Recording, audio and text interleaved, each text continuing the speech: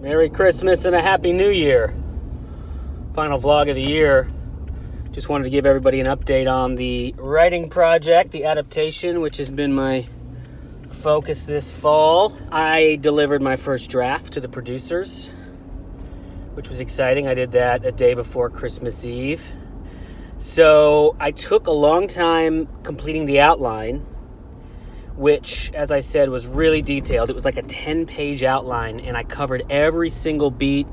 So I spent really a couple months on that. So that took extra time, but what I delivered was really detailed, so I knew the first draft would go relatively quick. We had a call to discuss the outline, couple small notes. They really liked it. It was very much in line with what we had talked about, so there were no surprises.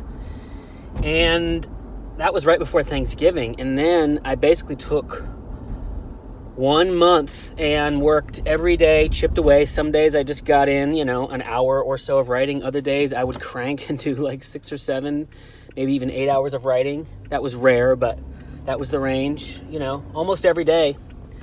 Including weekends, I would just take any time I could because I was balancing so much at home, basically working from home and helping at home. So, I was juggling 7 days a week and got a script done in less than a month.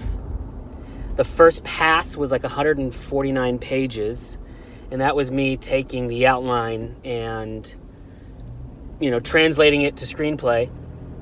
And that was 149 pages. When it was clear I was going to be that long, I went ahead and even made some cuts from the outline to the script. A few plot points that I was like, okay, I knew I could let go of. I just went ahead and did.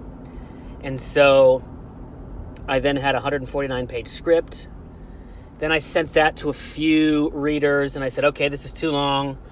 Let me see the forest from the trees. Where can I condense? And based on a couple friends' notes, was able to really consolidate my first act in a big way, and then did a lot of just script tweaks and changes, just rewrote the text itself, made some cuts, some scenes that I knew, and kind of my role was like, if I was on the fence, I just went ahead and cut it because I needed to get it down. Then after a couple days, I had what was, I think, like 128 pages. I can't remember my final page count, maybe like 125, 126, which was like pretty good. Sent that to the producers. Really, really pleased with it, comfortable with it, really love it. I'm really anal about like the document looking clean. Like I really cleaned up the scenes in the document itself. I'm really anal about typos. I gotta say, a couple weeks ago, I read a screenplay from like a professional working writer, and it was his writing sample, and it was a nice little script, but there were so many typos. Like literally the first sentence had no period. And then there were so many typos, incorrectly used punctuation, and I was like, this just looks bad. This is bad form. Like 1 or 2, because, I'm sure my screenplay isn't perfect, but it's pretty close as far as, grammatical errors, typos. So that's one thing I really think is important and crucial, is having the document be clean, be professional, because that's like an easy thing to control. You're not going to be able to control how someone reacts to it, but you can control if, it looks good and it's grammatically correct and there's no typos. So that's important to me. So I spent time doing that. In a few weeks, the producers will have read it. They'll give me notes on the second draft. I tend to overwrite anyway. I'm very verbose. I'm long-winded, if you know me and have gotten my emails. But I'm also like a product of the theater, the stage, which is very dialogue, thematically driven. So I tend to write my screenplays like that.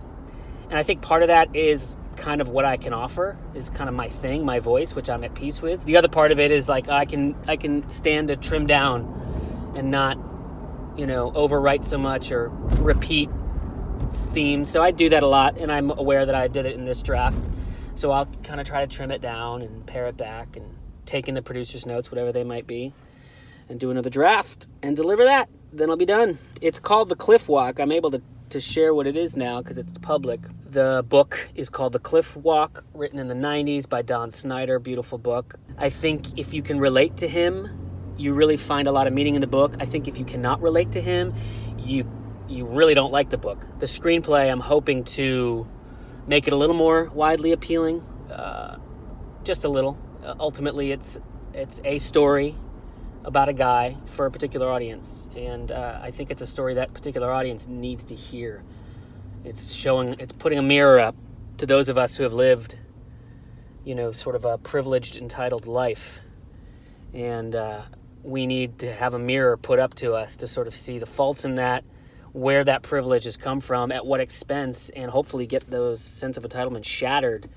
And that can be really painful, and for this guy it was really painful, and that's a good thing when our sense of entitlement can be shattered in our face, and we can go through a real reckoning and a sense of new discovery and new gratitude and finding grace and dignity in the lowly parts of life, the parts that we might have previously thought were that way.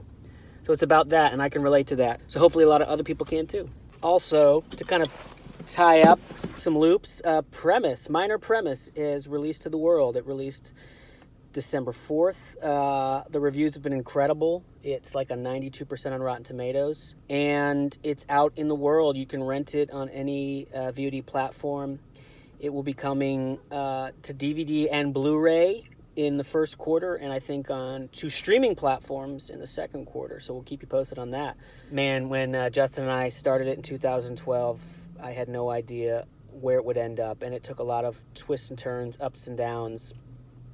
And it represents a lot for me in my life. There's been a lot of high highs and low lows with that project, and it's something that I'm still processing and unpacking as, something that I, created, and it's now out in the world. I'm proud of the film, proud of the team that made it, and I think all of you guys should check it out. Go watch Minor Premise on iTunes, on Amazon Prime, on Vudu, on Google Play. All right, guys, Happy New Year. I'll catch you in 2021.